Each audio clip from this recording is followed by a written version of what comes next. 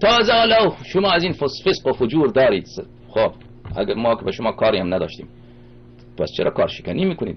فسق فجر بی دین ها چرا کارشکنی میکنید؟ شما اگر خودتان خدمت امیرالمؤمنین علیه السلام نمی کنید، شما یک موقف ولایی، یک کار در راه نصرت حضرت زهرا سلام الله علیها انجام نمی دهید، چرا یک کسی دیگر اگر میخواد انجام بده در برابر او جبهه میگیرید؟ شما ملاعن، شما فسقه فجره، شما در برابر این همه بدعت ها کفرهای خامنه ای نه تنها ساکت هستید، همیاری هم میکنید. میدانید که امروز مردم ایران از دین برگشته، علتش کیست؟ علتش خامنه ای و خمینیه و علتش سکوت علمای شیعه است.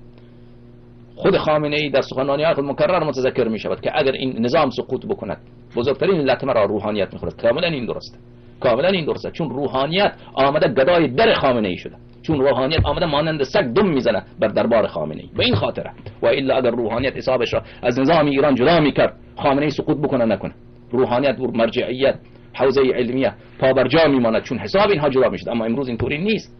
روحانیت امروز مداح دربار شده، مرجعیت امروز مداح دربار شده، امروز آلت دست یک فاسق فاجر، یک بنی امیه و بنی عباس حاضر شده. روحانیت و مرجعیت امروز حالش اینه و مرکز اغلب گمراهی ها و جهالت های شیعه و بیدینی شیعه علمای شیعه شدند، مراجع شیعه شدند. من تنها از طلاب و اینا و طلاب که غرب زده از اونا گلایه ندارم، از اونا گلایه ای نیست.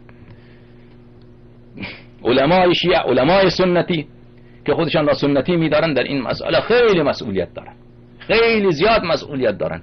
اون قدر که این آقایون مصلحت بیت خود، مصلحت مرجعیت خود را می اندیشن، یک صدمش آیا به فکر ولایت امیرالمؤمنین علیه السلام و ولایت ائمه اطهار علیهم السلام هستن؟ کلا و ابدا نیستن، کلا و ابدا نیستن.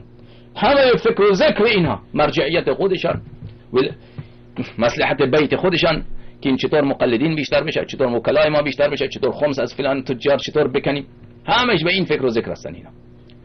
فسقه فجره. خدا از شما بازخواست بکنه، خدا از شما بازخواست بکنه.